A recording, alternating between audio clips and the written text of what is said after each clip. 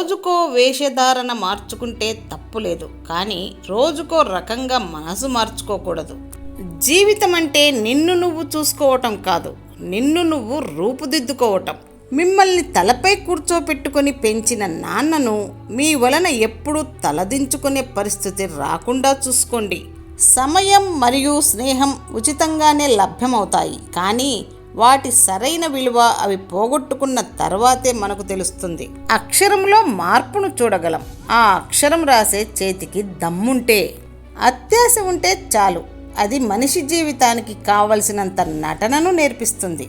సంతోషం ఉన్న చోట బ్రతకాలని అనుకోవడం కన్నా నువ్వు ఉన్న చోటే సంతోషాన్ని సృష్టించుకో, నీ జీవితం తృప్తిగా ఉంటుంది. పొదుపు 2 రకాలు. ఒకటేమో ఖర్చు పెట్టగా మిగిలింది పొదుపు చేయటం, 2 పొదుపు చేయగా మిగిలింది ఖర్చు పెట్టడం. రెండోదే ఉత్తమ మార్గం. చదువుకున్నది ఏ తరగతి వరకు అయినా మనం నేర్చుకున్న విద్య అన్నది ముఖ్యం. జీవించేది ఏ స్థితిలో అయినా మనం ఎంత హుందాగా ప్రవర్తిస్తున్నాము అన్నది ముఖ్యం. అవమానపడ్డామని ఏడుస్తూ కూర్చోకండి. మీ అందమైన జీవితానికి అవమానాలు ఒక కారణంగా ఉండవచ్చు. మనిషికి బంధమే అతి ముఖ్యమైనది. ఈరోజు వచ్చి రేపు పోయే డబ్బు కోసం ఆశపడకు. జీవితాంతం తోడుండే బంధాన్ని వదులుకోకు. లక్ష్యం ఉన్నతమైనది అయితే కష్టం నిన్ను బాధించదు. కొండ ఎక్కాలనే సంకల్పం ఆయాసాన్ని లెక్క చేయదు. ఉన్నత వ్యక్తిత్వాన్ని సంతరించుకునే క్రమంలో ఎదురయ్యే సవాళ్లే పునాది రాళ్ళు. కొందరికి విడగొట్టడం అన్నా పుల్లలు పెట్టడం అన్నా చాలా సరదా. ఎవరైనా నిన్ను వదులుకొని వారు హాయిగా జీవిస్తున్నారంటే వారు నీతో కలిసి ఉన్నప్పుడు కూడా వారికి నీ మీద ఏమాత్రం ప్రేమ లేదని అర్థం. ఏ మనిషి మనసు మౌనంగా ఉంటుందో ఆ మనిషి మహా అద్భుతాలను సృష్టిస్తాడు. మనసు మౌనంగా ఉంచుకుంటే ఆలోచనలు ఆధీనంలో ఉంటాయి. ఆలోచనలు ఆధీనంలో ఉన్నాయి అంటే ఆత్మవిశ్వాసం పెరుగుతూ ఉంటుంది. ఆత్మవిశ్వాసమే అభివృద్ధికి పెట్టుబడి. మనిషి యొక్క అసలు నైజం ఆశపడింది చేతికి అందగానే మరొక దాని మీద ఆశపడటం.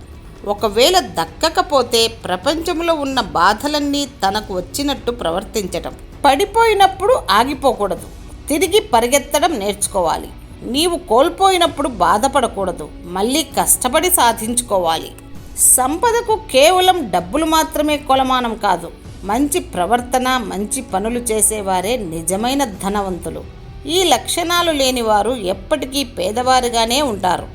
బలాన్ని నమ్మి కొట్టే దెబ్బ కంటే కాలాన్ని నమ్మి కొట్టే దెబ్బ చాలా శక్తివంతమైనది. తెగించిన వాళ్లకు బంధాలు బానిసైతే బరితెక్కించిన వాళ్ళకి ప్రపంచమే బానిస.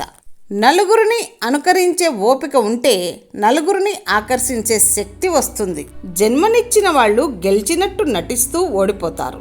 జన్మను పంచుకునే వాళ్ళు ఓడిపోతున్నట్టు నటిస్తూ గెలుస్తారు. పరిస్థితుల ప్రభావాలను అర్థం చేసుకోకపోతే మీరు మంచివాళ్ళు అయినా సరే మీ వల్ల చెడే జరుగుతుంది.